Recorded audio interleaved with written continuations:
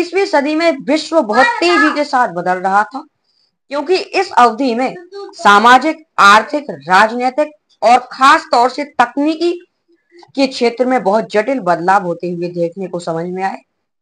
और इससे इन बदलावों की वजह से जो अलग अलग देशों के बीच में रहने वाले संबंध थे या जो रिश्ते थे, उनके समीकरण में एक बहुत ही अभूतपूर्व बदलाव होते हुए देखने को मिला। और इसी अवधि में विश्व अर्थव्यवस्था का उदय हुआ, दी राइज ऑफ वर्ल्ड इकोनॉमी की शुरुआत हुई थी। चलिए हम आपके साथ में शुरू करते हैं। विश्व अर्थव्यवस्था का उदय। आइए हम सबसे पहले विश्व अर्थव्यवस्था का उदय समझने के लिए ब्रिटेन की अर्थव्यवस्था यानी कि ब्रिटेनियन इकोनॉमी पर नजर डालते हैं। 18वीं सदी तक ब्रिटेन में 18वीं सदी के आखिरी दशक तक ब्रिटेन में कॉर्न लॉ लागू था। कॉर्न लॉ क्या था? एक ऐसा कानून, एक ऐसा लॉ था जिसके तहत या कहें तो जिसके सहारे सरकार विदेश से आने वाले मक्का के आयात पर पाबंदी लगा सकती थी। आयात कहलाता है इंपोर्ट। इंपोर्ट का मतलब होता है कि जो सामान, जो माल विदेश में तैयार हुआ है, हमारे देश में नहीं, विदेश में तैयार हुआ है, वो हमारे देश में नहीं आएगा, हम उनको नहीं खरीदेंगे। और निर्यात का मतलब है कि जो हमारे देश में पैदा हुआ है, हमने तैयार किया है, उनको दूसरे देशों के साथ बेचना। तो इंपोर्ट एंड एक्सपोर्ट्स में ये डिफरेंस है। निर्यात को हम एक्सपोर्ट करते हैं। तो देखिए, तीनों को समझने के लिए हमने ब्रिटेन इकोनॉमी पर डाला था नजर। तो कॉर्न लॉ जो था आपको समझ में आ गया होगा। एक ऐसा कानून जिसके सहारे सरकार मक्का, खास तौर से जो मक्का है उसके आयात पर पाबंदी लगा दी थी, प्रतिबंध लगा दिया था ब्रिटेन की सरकार ने कि अब मक्का का आयात हमारे देश में नहीं होगा, हम दूसरे देशों से मक्का नहीं खरीदेंगे। फिर कॉर्न लॉ जब लागू हो गया तो हम देखते हैं कि कुछ ही दिनों बाद ब्रिटेन की आबादी बहुत ज्यादा बढ़ गई। ब्रिटेन की जो पॉपुलेशन थी, जनसंख्या, वह बहुत तेजी से बढ़ी। अब जब जनसंख्या बढ़ेगी तो जनसंख्या बढ़ने के साथ साथ भोजन की मांग भी बढ़ेगी, क्योंकि वहां के लोग बढ़े तो भोजन की मांग भी बढ़ी। अब जब भोजन की मांग बढ़ी तो जो एग्रीकल्चर पर बेस्ड मटेरियल्स थे यानी कि कृषि आधारित सामान थे, उनकी कीमतों में भी बहुत ज्यादा वृद्धि हो गई, कीमतों में वृद्धि हुई। तो अब जब कीमतों में वृद्धि हुई तो ब्रिटेन की सरकार को ये समझ में आ गया कि अब हमारे देश में भुखमरी आने वाली है बहुत जल्द। लेकिन इससे पहले कि ब्रिटेन में भुखमरी आती, जो वहां की ब्रिटिश गवर्नमेंट थी, ब्रिटेन की सरकार, उसने इस कॉर्न लॉ को समाप्त कर दिया। वहां के जो उद्योगपति थे उनको भी काफी ज्यादा नुकसान हुआ। उनने बहुत ज्यादा दबाव बनाया सरकार पर कि आप ऐसा मत कीजिए, पाबंदी मत लगाइए आयात पर, हमें बहुत ज्यादा जरूरत है मक्का के आयात की, इंपोर्ट करनी। और भारत मक्का का शुरू से एक बहुत बड़ा आयातक ना था। तो इससे पहले की भुखमरी आती, ब्रिटेन ने कॉर्न लॉ को समाप्त कर दिया था। और इसी प्रकार फिर क्या हुआ, जब इसने कॉर्न लॉ को समाप्त कर दिया तो उसके बाद वहां फिर से पहले जैसा विकास होने लगा।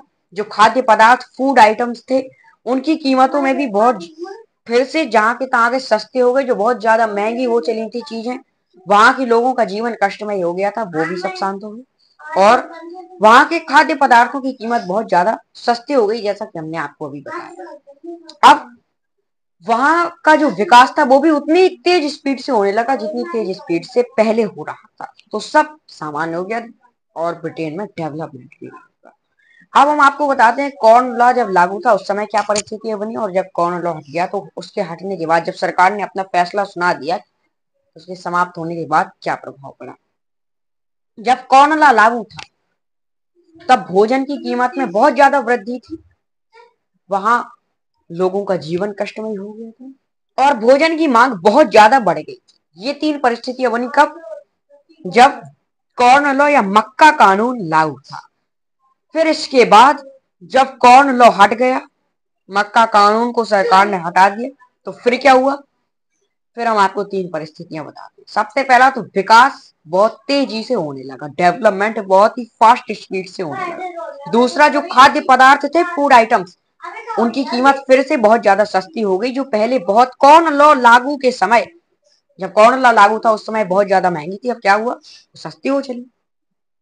तीसरा ये है कि कॉर्न लॉ हटने के बाद भोजन की मांग जो थी कम हो गई थी और वहां लोगों का जो कष्टमय जीवन था वो फिर से आरामदायक हो चुका था।